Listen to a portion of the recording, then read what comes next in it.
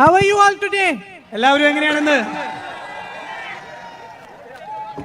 Thank you for waiting here for me and very, very welcome to this corner meeting.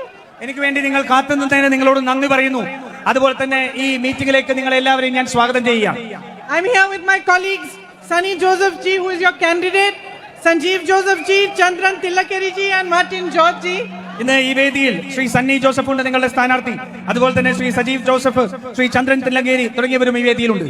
So I want to ask you, how many of you want to change the government in Kerala this time? ഞാൻ ആദ്യമായി നിങ്ങളോട് ചോദിക്കുന്നു, നിങ്ങളിൽ എത്ര പേർക്ക് ഈ സംസ്ഥാന സർക്കാരിനെ മാറ്റണം എന്ന ആഗ്രഹമുണ്ട്? Want change?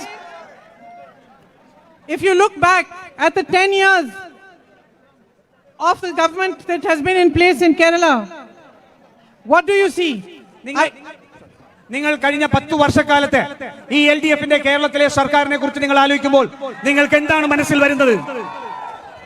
Do you see that your lives improved in the last 10 years? നിങ്ങൾക്ക് കഴിഞ്ഞ 10 വർഷം കൊണ്ട് നിങ്ങളുടെ ജീവിതത്തിന്റെ ഗുണനിലവാരം മെച്ചപ്പെട്ടു എന്ന് തോന്നുന്നുണ്ടോ? No. ഇല്ല. Prices of things have become higher or less? നേരത്തെ ഉള്ളതിനേക്കാൾ വിലക്കയറ്റം അതിരൂക്ഷമായി മാറിയിരിക്കുന്നു. Higher or less? Lower? നിങ്ങൾ കൂടിയാണോ കുറഞ്ഞാണോ നിൽക്കുന്നത്? കൂടിയല്ലേ നിൽക്കുന്നത്? Higher. Okay. What about jobs? തൊഴിലില്ലായ്മയെ കുറിച്ച് എന്താണ് നിങ്ങളുടെ അഭിപ്രായം? തൊഴിലുണ്ടോ ഇല്ലേ? How many people are unemployed here? Young people. ഇവിടെ യുവാക്കളായിട്ടുള്ള എത്ര പേർക്ക് തൊഴിലില്ലാത്തവരുണ്ട്? കൈപൊക്കാമോ? So in the last 10 years, if you look back at CPM's rule, at the LDF rule, what you see is that your lives have not got better. അപ്പോൾ കഴിഞ്ഞ 10 വർഷത്തെ CPMന്റെയും LDFന്റെയും ഭരണത്തിൽ നമുക്ക് കാണാൻ കഴിയുന്നത് നിങ്ങളുടെ ആരുടെയും ജീവിതത്തിൽ യാതൊരു ഗുണപരമായ മാറ്റവും ഉണ്ടായിട്ടില്ല എന്നതാണ്.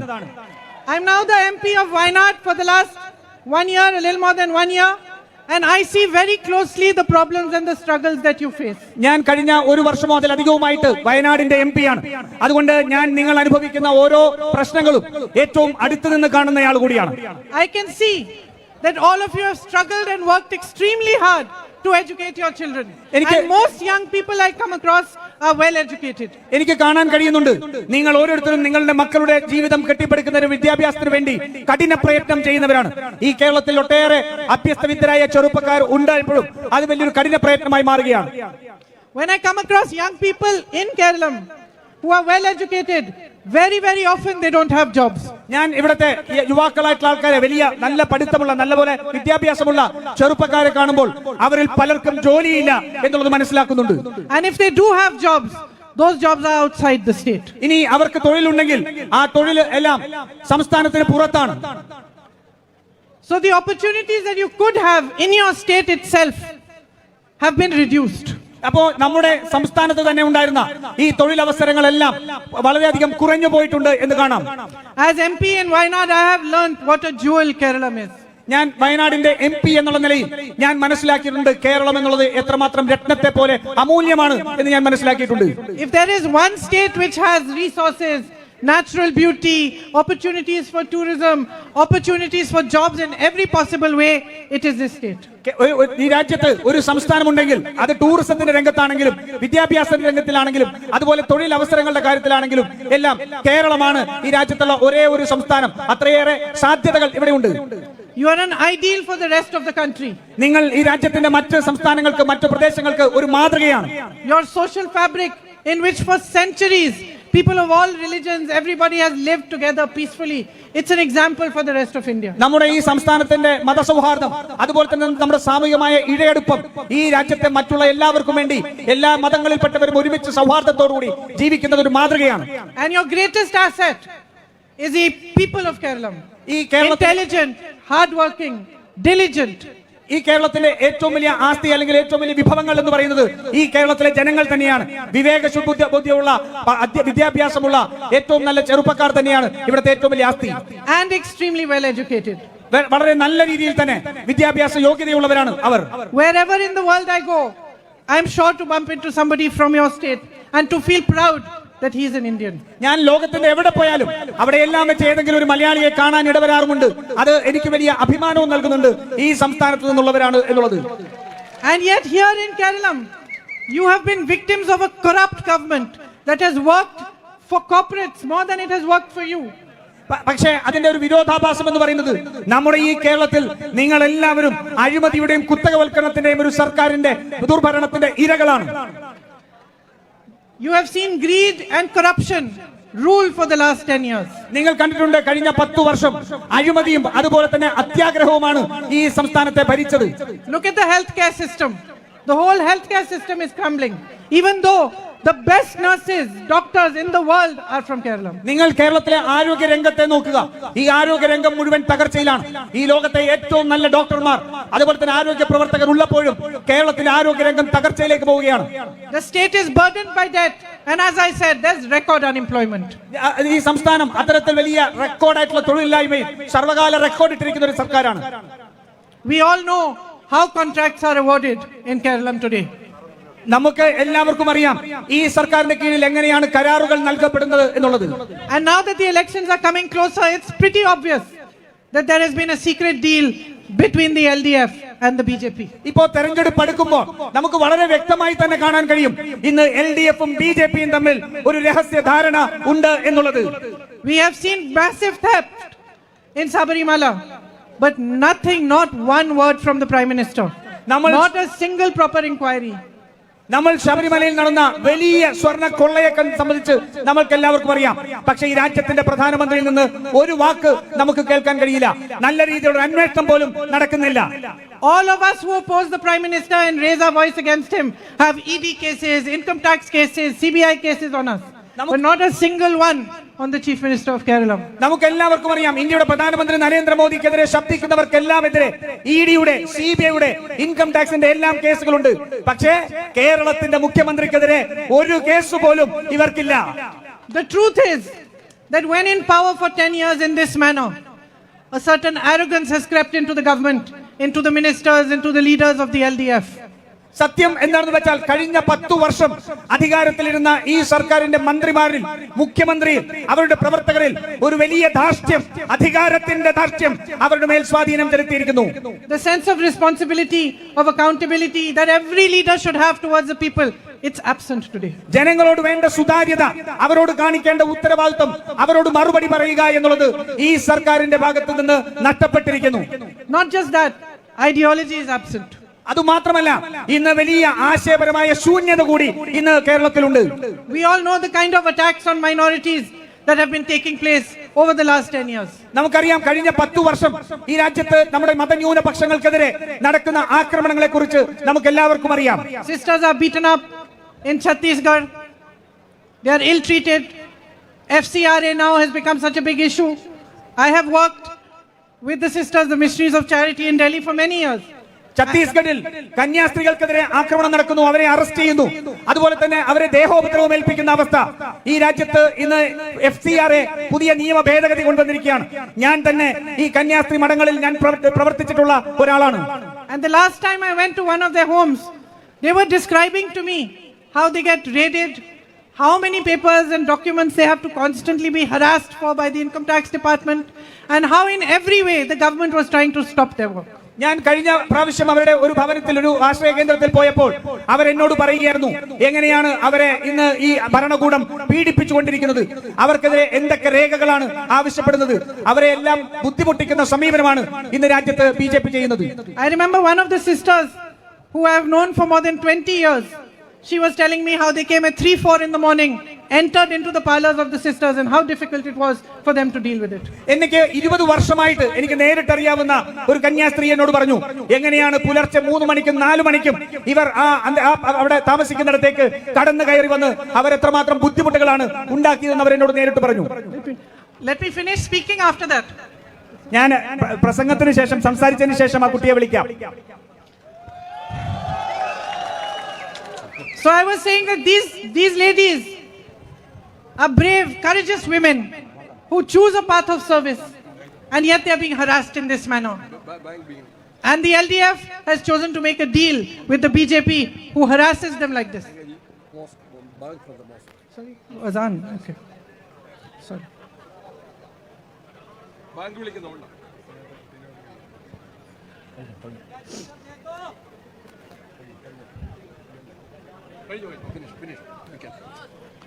So it seems as if ideology has been compromised, accountability has been compromised, responsibility has been compromised, everything has been compromised in the name of staying in power. അതുകൊണ്ട് നമുക്ക് ഇന്ന് കാണാൻ കഴിയുന്നത് അധികാരത്തിൽ തുടരുന്നതിന് വേണ്ടി ആശയപരമായ വിട്ടുവീഴ്ചകൾ ഇന്നുണ്ടായിക്കൊണ്ടിരിക്കുകയാണ്. അവരുടെ രാജ്യത്തോട് ജനങ്ങളോട് കാണിക്കേണ്ട സുതാര്യത ഇല്ലാതെയായിക്കൊണ്ടിരിക്കുകയാണ്. ജനങ്ങളുള്ള ഉത്തരവാദിത്വം ഇല്ലാതെയായിക്കൊണ്ടിരിക്കുന്നു. ഇതെല്ലാം അധികാരത്തിൽ കടിച്ചു തൂങ്ങുന്നതിന് വേണ്ടിയാണ്. And when the sole purpose of any political leader, any government becomes to stay in power at all costs, that is when the public must become most alert.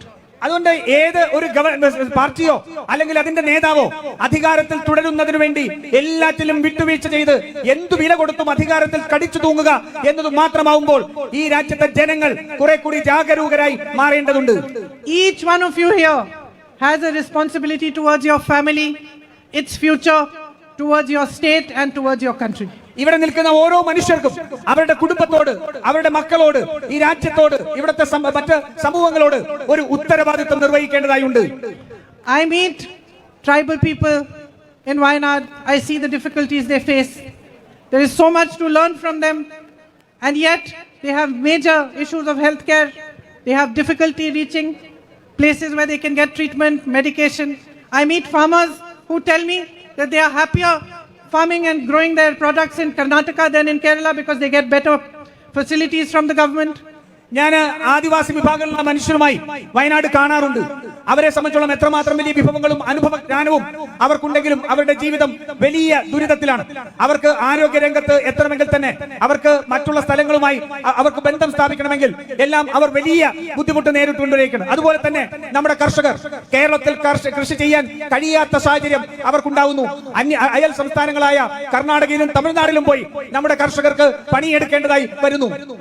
I meet dairy farmers who are having immense difficulty just making a living because the subsidies they get are not enough to help them to earn a proper living. ഞാൻ ക്ഷീര കർഷകരെ കണ്ടിരുന്നു.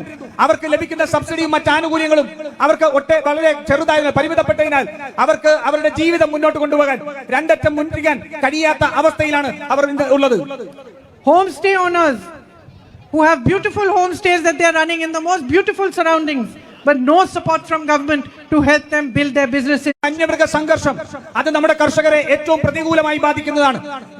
ഈ വന്യമൃഗങ്ങൾ ജനവാസ കേന്ദ്രങ്ങളിലേക്ക് ഇറങ്ങുന്നത് മാത്രമല്ല, അവരുടെ കൃഷികൾ മുഴുവൻ നശിപ്പിക്കപ്പെടുകയാണ്. അവർക്ക് വർഷം തോറും അവർക്കുണ്ടാക്കാൻ കഴിയുന്ന കൃഷി അത് ഈ വന്യമൃഗങ്ങൾ നശിപ്പിക്കുന്ന സാഹചര്യം ഉണ്ടാകുന്നു. So every community is facing problems. Every step of the way there are hurdles, and the government, instead of acting as a support system, instead of creating opportunities for you to move forward, seems to be an impediment at every step. അതുകൊണ്ട് എല്ലാ വിഭാഗങ്ങൾക്കും അവരുടേതായ പ്രശ്നങ്ങളുണ്ട്. അവർ ഓരോ ചുവട് മുന്നോട്ട് പോകുമ്പോഴും അവരുടെ മുന്നിൽ പ്രതിബന്ധങ്ങൾ മാത്രമാണുള്ളത്. ഈ സംസ്ഥാന സർക്കാർ ആ പ്രതിബന്ധങ്ങളെ തരണം ചെയ്യാൻ അവർക്ക് പിന്തുണ കൊടുക്കേണ്ടതിന് പകരം ആ സർക്കാരിന്റെ കൂടി പ്രവർത്തികളിലൂടെ അവരുടെ ജീവിതം കൂടുതൽ ദുഷ്കരമായി മാറുകയാണ്. What you need today more than anything else is a government with a vision, with an understanding of where Kerala needs to go and what can be built for your future. ഇന്ന് ഈ നാടിന് ഏറ്റവും ആവശ്യമുള്ളത് ദീർഘദൃഷ്ടിയുള്ള കൃത്യമായ ഒരു വീക്ഷണമുള്ള ഒരു സർക്കാരിനെയാണ്. ഈ നാട് എങ്ങോട്ടാണ് പോകേണ്ടത്, ഇവിടെ എന്താണ് സംഭവിക്കുന്നത് എന്ന് മനസ്സിലാക്കാൻ കഴിയുന്ന ഒരു ഭരണകൂടത്തെയാണ് ഈ നാടിന് ആവശ്യം. Kerala can become a healthcare hub, IT service center. It can grow the dairy business. Huge opportunities for tourism, provided everything is done in a planned manner in which there is a vision for everyone. കേരളത്തിന് ആരോഗ്യ രംഗത്ത് ഏറെ മുന്നോട്ട് പോകാൻ കഴിയും. അതുപോലെ തന്നെ IT വ്യവസായത്തിൽ ഏറെ മുന്നോട്ട് പോകാൻ കഴിയും. നമ്മുടെ കൃഷി, അതുപോലെ തന്നെ ക്ഷീര കർഷകർ, അവർക്കെല്ലാം ഒട്ടേറെ അവസരങ്ങൾ നമുക്ക് ഉണ്ടാക്കി കൊടുക്കാൻ കഴിയും. പക്ഷേ അതിനെല്ലാം സർക്കാരിന് ഒരു ഇച്ഛാശക്തിയും സർക്കാരിന്റെ കൃത്യമായ വീക്ഷണവും ആവശ്യമാണ്. Your agriculture sector can be grown so much. You grow the best spices in this region. So much can be done for those. നമ്മുടെ കാർഷിക രംഗം ഒട്ടേറെ രീതിയിൽ നമുക്ക് മുന്നോട്ട് പോകാൻ കഴിയും. നമ്മുടെ സുഗന്ധ വ്യഞ്ജനങ്ങൾ ഏറ്റവും വലിയ മൂല്യമുള്ള, ഏറ്റവും നല്ല ഗുണനിലവാരമുള്ള സുഗന്ധ വ്യഞ്ജനങ്ങളാണ് ഇവിടെ ഉൽപ്പാദിപ്പിക്കപ്പെടുന്നത്. അതുപോലെ തന്നെ അതിന് ഉള്ള അവസരങ്ങൾ വിപണി കണ്ടെത്തേണ്ടതും ആവശ്യമാണ്. You need opportunities to be created here in the state for you. നിങ്ങൾക്ക് ഈ സംസ്ഥാനത്ത് അവസരങ്ങൾ ഉണ്ടാക്കുക എന്നുള്ളതാണ് പ്രധാനം. And a compassionate government in which you are heard. You all know that throughout the state, Asha and Anganwadi sisters protested for months and months. I remember we all took up their cause in parliament. We also joined some of the protests. But here in the state, the government did not even listen to them. അതുപോലെ തന്നെ നമുക്ക് ആവശ്യമുള്ളത് സഹാനുഭൂതിയുള്ള ഒരു സർക്കാരാണ്. മനുഷ്യരുടെ പ്രശ്നങ്ങൾ കേൾക്കാൻ സഹാനുഭൂതിയോടുകൂടി സമീപിക്കാൻ കഴിയുന്ന ഒരു സർക്കാരാണ്. നിങ്ങൾക്ക് എല്ലാവർക്കും അറിയാം, നമ്മുടെ ആശാവർക്കർമാർ, അങ്കണവാടി വർക്കർമാർ എത്ര നാളാണ് അവർ സമരം ചെയ്തത്. അവരുടെ വിഷയങ്ങൾ ഞങ്ങൾ പാർലമെന്റിൽ ഉന്നയിച്ചു. പക്ഷേ കേരളത്തിൽ ആ വിഷയങ്ങളോട് മുഖം തിരിഞ്ഞു നിന്ന ഒരു സർക്കാരാണ് ഉണ്ടായിരുന്നത്. Just like the BJP government at the center, in the state, this government operates on fear. ഇന്ന് കേന്ദ്രത്തിൽ ബിജെപിയുടെ സർക്കാർ എങ്ങനെയാണോ പ്രവർത്തിക്കുന്നത്, അതുപോലെ തന്നെ കേരളത്തിലുമുള്ള സർക്കാരും ഭയത്തിൽ നിന്നുകൊണ്ടാണ് ചെയ്യുന്നത്. It oppresses anybody who tries to speak against it or ask questions. But this is not what a democracy is. അവർ ചോദ്യം ചോദിക്കുന്ന, അവരെ വിമർശിക്കുന്ന എല്ലാവരെയും അടിച്ചമർത്താനാണ് രണ്ട് സർക്കാരുകളും ശ്രമിച്ചുകൊണ്ടിരിക്കുന്നത്. ഒരു ജനാധിപത്യത്തിൽ അങ്ങനെയല്ല ഒരു ഭരണകൂടം പ്രവർത്തിക്കേണ്ടത്. A healthy democracy must encourage questioning. It must encourage protest. It must encourage expression. ഒരു ആരോഗ്യകരമായ ഭരണ സംവിധാനത്തിൽ, ജനാധിപത്യത്തിൽ വിമർശനങ്ങളെ എൻകറേജ് ചെയ്യണം, വിമർശനങ്ങളെ പ്രോത്സാഹിപ്പിക്കണം. അതുപോലെ തന്നെ ചോദ്യങ്ങളെ പ്രോത്സാഹിപ്പിക്കണം, പ്രതിഷേധങ്ങളെ സഹാനുഭൂതിയോടുകൂടി കാണണം. പക്ഷെ അതല്ല ഇന്നിവിടെ സംഭവിച്ചുകൊണ്ടിരിക്കുന്നത്. Look, sisters and brothers, we have more problems coming our way. നമ്മുടെ പ്രിയപ്പെട്ട സഹോദരി സഹോദരന്മാരെ, നിങ്ങൾക്ക് ഇനിയും കൂടുതൽ പ്രശ്നങ്ങളാണ് നിങ്ങളുടെ ജീവിതത്തിലേക്ക് വരാൻ പോകുന്നത്. As you all know, there is a war in the Middle East, which is deeply affecting you personally. നിങ്ങൾക്ക് എല്ലാവർക്കും അറിയാം, നമ്മുടെ മിഡിൽ ഈസ്റ്റിൽ, മധ്യപൂർവേഷ്യയിൽ ഒരു യുദ്ധം നടന്നുകൊണ്ടിരിക്കുകയാണ്. അതെല്ലാം നിങ്ങളുടെ ജീവിതത്തെ വളരെ പ്രതികൂലമായി ബാധിക്കുന്ന ഒന്നാണ്. Lakhs and lakhs of your brothers and sisters are stuck there. നിങ്ങളുടെ സഹോദരന്മാരും സഹോദരിമാരുമായിട്ടുള്ള ലക്ഷക്കണക്കിന് മനുഷ്യർ അവിടെ ഇന്ന് ആ യുദ്ധത്തിന്റെ കെടുതിയിൽ പെട്ടുകിടക്കുകയാണ്. And while there is a lot of talk, the truth is that no provisions have been made for their security and safety. പക്ഷേ ഇന്ന് ഈ നാട് അനുഭവിക്കുന്ന സത്യം എന്താണെന്ന് വെച്ചാൽ, ആ യുദ്ധത്തിന്റെ കെടുതിയിൽപ്പെട്ടിരിക്കുന്ന നമ്മുടെ ആൾക്കാർക്ക് ഒരു തരത്തിലുള്ള ഒരു സഹായവും പിന്തുണയും അവർക്ക് ലഭിക്കുന്നില്ല എന്നുള്ളതാണ്. Modi ji is too busy bowing to the US, bowing to Israel, and your chief minister is too busy bowing to Modi ji to have made any provisions for all of you, for them to be able to be safe wherever they are. നമ്മുടെ പ്രധാനമന്ത്രി നരേന്ദ്രമോദി ഇന്ന് US president Donald ട്രംപിന് മുൻപിൽ നമ്രശിരസ്കനായി നിൽക്കുന്നതിലാണ് തിരക്ക് കാണിക്കുന്നത്. അതേപോലെ തന്നെയാണ് കേരളത്തിന്റെ മുഖ്യമന്ത്രി നരേന്ദ്രമോദിയുടെ മുൻപിൽ നമ്രശിരസ്കനായി നിൽക്കുകയാണ്. Here in India, gas prices are rising every day. ഇന്ന് ഇന്ത്യയിൽ നമ്മുടെ പാചകവാതകത്തിന്റെ വില എല്ലാ ദിവസവും എന്നാണ് വർദ്ധിച്ചുകൊണ്ടിരിക്കുകയാണ്. Our Prime Minister has handed over energy security to the US. നമ്മുടെ പ്രധാനമന്ത്രി ഈ രാജ്യത്തിന്റെ ഊർജ്ജ സംരക്ഷണം, ഊർജ്ജ സുരക്ഷ ഇന്ന് യുണൈറ്റഡ് സ്റ്റേറ്റ്സിന്, അമേരിക്കയ്ക്ക് ഇന്ന് അടിയറവ് വെച്ചിരിക്കുകയാണ്. Today America decides where we should buy our oil, how we should buy it, from whom we should buy it. ഇന്ന് ഇന്ത്യ എവിടെ നിന്ന് ഇന്ധനം മേടിക്കണം എന്നുള്ളത് അത് തീരുമാനിക്കുന്നത് അമേരിക്കയാണ്. ആരുടെ അടുത്ത് നിന്ന് എപ്പോൾ മേടിക്കണമെന്ന് അമേരിക്ക തീരുമാനിക്കുന്ന അവസ്ഥയിലെത്തിയിരിക്കുന്നു. He has signed a deal in which our farmers will now be competing with American farmers, which are huge farms, which are mechanized farms. ഇന്ന് നമ്മുടെ ഈ US-മായിട്ടുള്ള നമ്മുടെ വ്യാപാര കരാറിലൂടെ നമ്മുടെ കാർഷിക രംഗത്തെ മുഴുവൻ ഇന്ന് US അമേരിക്കയുടെ ഏറ്റവും കൂടുതൽ യന്ത്രവൽകൃതമായ അവരുടെ വലിയ കാർഷിക രംഗത്തോട് മത്സരിക്കാൻ വേണ്ടി നിർബന്ധിതരാക്കിയിരിക്കുന്നു. They will put tariffs on us and we have removed taxes from their goods. അവര് നമ്മുടെ മേലെ, US-ന്റെ ടാരിഫ് നമ്മുടെ മേലെ അടിച്ചേൽപ്പിക്കും. പക്ഷേ അവരുടെ ഉൽപ്പന്നങ്ങൾക്ക് നമ്മൾ നികുതി ഒഴിവാക്കി നൽകിയിരിക്കുന്നു. And we are going to be forced to buy 9 lakh crores worth of American goods. അതുമാത്രമല്ല, അമേരിക്കയുടെ 9 ലക്ഷം കോടിയുടെ ഉൽപ്പന്നങ്ങൾ ഇന്ത്യ വാങ്ങാൻ ഈ കരാറിലൂടെ നിർബന്ധിതമായിരിക്കുകയാണ്. So our problems are going to be growing. അതുകൊണ്ട് നമ്മളുടെ പ്രശ്നങ്ങൾ ഇനിയും വർദ്ധിച്ചു വരാൻ പോകുന്ന കാലമാണ്. And as our problems grow, we are going to need more and more governments and politics that is centered on development and focused on the future. അതുകൊണ്ട് നമ്മുടെ പ്രശ്നങ്ങൾ വളരുമ്പോൾ നമുക്ക് വേണ്ടത് നമ്മുടെ ഭാവിയെ കുറിച്ച് കൂടുതൽ ആഴത്തിൽ പ്രവർത്തിക്കുന്ന, അതുപോലെ തന്നെ നമ്മുടെ പ്രശ്നങ്ങളെ കേൾക്കാൻ ആഗ്രഹിക്കുന്ന ഒരു സർക്കാർ ഭരണകൂടമാണ് നമ്മുടെ നാട്ടിൽ നമുക്ക് ആവശ്യം. Communal politics, corruption, all this will just set us back. വർഗീയതയും അഴിമതിയുമെല്ലാം നമ്മളെ പിന്നോട്ടടിക്കുക മാത്രമേ ഉള്ളൂ. We need to move forward decisively. അതുകൊണ്ട് നമുക്ക് വളരെ ഒരു നിശ്ചയദാർഢ്യത്തോടു കൂടി നമുക്ക് ഭാവിയിലേക്ക് പോകേണ്ടതുണ്ട്. And more than anything else, you need leadership you can trust. അതിനേക്കാൾ എല്ലാം ഉപരിയായി നിങ്ങൾക്ക് വിശ്വസിക്കാൻ കഴിയുന്ന ഒരു നേതൃത്വം നിങ്ങൾക്കുണ്ടാവണം. You need to know that as the problems in the world grow, somebody is looking after you. നിങ്ങൾക്ക് തോന്നണം, ഈ ലോകത്തുള്ള പ്രശ്നങ്ങളെല്ലാം വലുതായിക്കൊണ്ടിരിക്കുമ്പോൾ നിങ്ങൾക്ക് നോക്കാൻ കഴിയുന്ന, നിങ്ങൾക്ക് സമീപിക്കാൻ കഴിയുന്ന ഒരു നേതൃത്വം നമുക്കുണ്ടാവണം എന്ന് തോന്നണം. And I'll be very honest with you, as an Indian, I feel sad that we are actually being led today by compromised leaders who are cowards. പക്ഷെ ഞാൻ സങ്കടത്തോടു കൂടി തന്നെ പറയട്ടെ, നമ്മൾ ഇന്ന് മുന്നോട്ട് നോക്കുമ്പോൾ ഈ പ്രശ്നങ്ങളെല്ലാം അഭിമുഖീകരിക്കുമ്പോൾ നമ്മളെ ഇന്ന് നയിച്ചുകൊണ്ടിരിക്കുന്നത് ആ പ്രശ്നങ്ങളിൽ നിന്നെല്ലാം ഒളിച്ചോടുന്ന വിട്ടുവീഴ്ച ചെയ്യുന്ന ഭീരുക്കളായ നേതാക്കന്മാരെയാണ് കാണാൻ കഴിയുന്നത്. Because if there was a time when we needed our prime minister, our chief minister, our leaders to stand up for us, it is today. ഇന്ന് നമുക്ക് ആവശ്യം നമ്മളുടെ പ്രശ്നങ്ങൾ അനുഭവിക്കുന്ന സമയത്ത് നമ്മളോടൊപ്പം നിൽക്കാൻ കഴിയുന്ന ഒരു പ്രധാനമന്ത്രി, അതുപോലെ തന്നെ ഒരു മുഖ്യമന്ത്രി, ഈ നാടിന്റെ ഭരണം നിർവഹിക്കുന്ന നേതാക്കൾ നമ്മളോടൊപ്പം നിൽക്കുന്നവരെയാണ് നമ്മൾ കാണുന്നത്, നമ്മൾ നോക്കുന്നത്. So whenever I observe that there are leaders who have become lost in their own power, who have become arrogant, who are only becoming more and more corrupt and distant from the public, I always say that is the time that the public must awaken. അതുകൊണ്ട് ഞാൻ ഇന്ന് നോക്കുമ്പോൾ, ഞാൻ ചുറ്റും നോക്കുമ്പോൾ, ഇന്ന് ഇത്രമാത്രം ധാർഷ്ട്യത്തോടു കൂടിയുള്ള അവരുടെ സ്വന്തം താല്പര്യങ്ങൾക്ക് വേണ്ടി നിൽക്കുന്ന, അഴിമതിക്ക് വേണ്ടി നിൽക്കുന്ന ഒരു നേതൃത്വത്തെ കാണുമ്പോൾ ഞാൻ ചിന്തിക്കുന്നു, അപ്പോഴാണ് ജനങ്ങൾ ഒരു മാറ്റത്തെ കുറിച്ച് ചിന്തിക്കേണ്ടത്. So sisters and brothers, this is the time for you to wake up and for you to understand that if you don't bring about change now, you are going to face 5 more years of merciless governance, of difficulty and of struggle.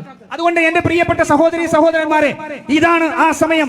നിങ്ങളുടെ അടുത്ത 5 വർഷം നിങ്ങളുടെ ഭാവി തീരുമാനിക്കുന്ന ഒരു തീരുമാനമാണ് എടുക്കേണ്ടത്.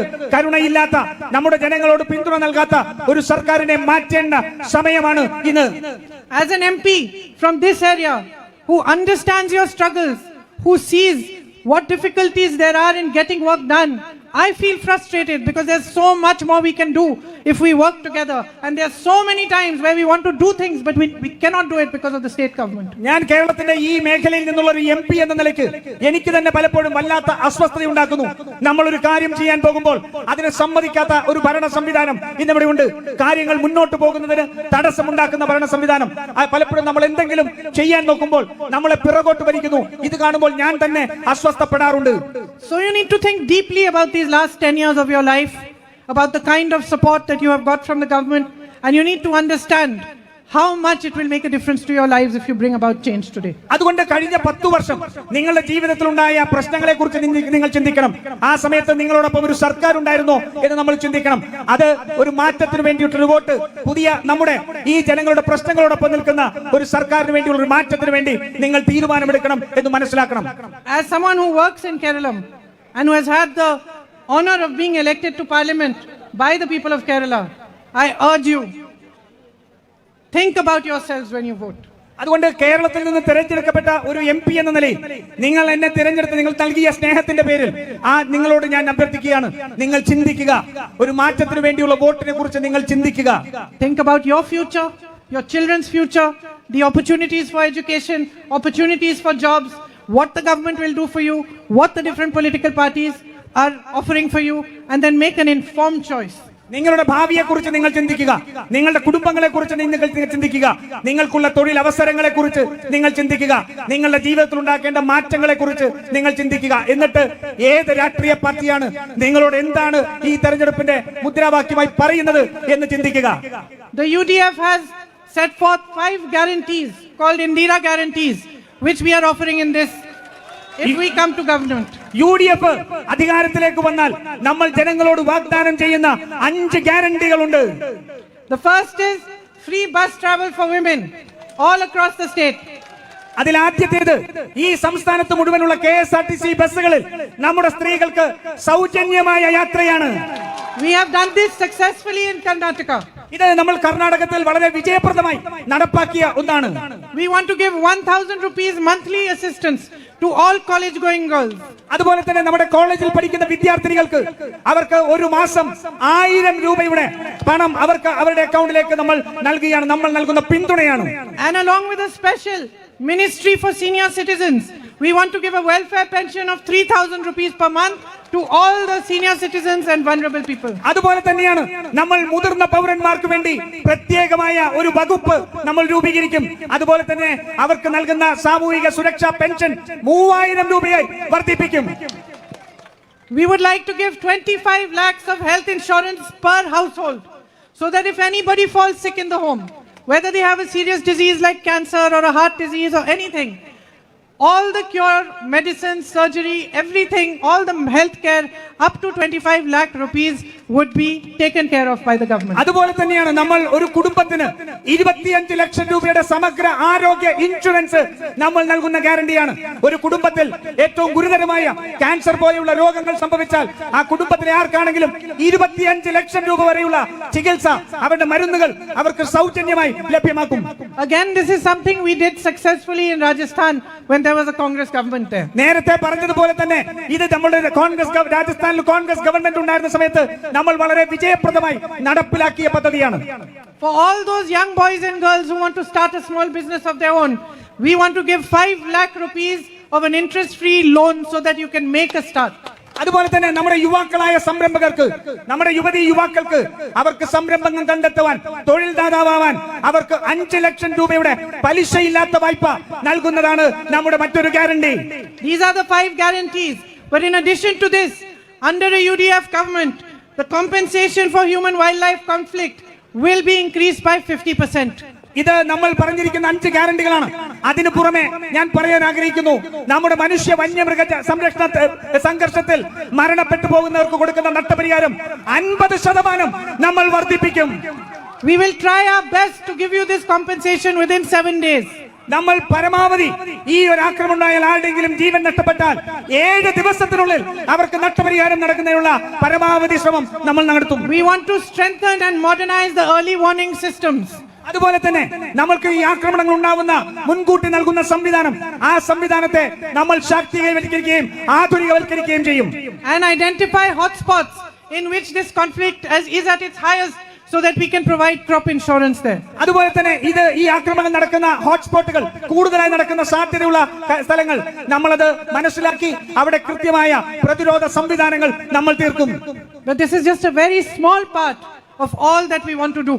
നമ്മൾ ചെയ്യാൻ ആഗ്രഹിക്കുന്നതിന്റെ വളരെ ചെറിയ ഭാഗം മാത്രമാണ് ഞാൻ ഇവിടെ പറഞ്ഞത്. So give us the opportunity to show you how good governance can be, how clean governance can be, and how efficiently we can support you in your day-to-day struggles and build a better future for you.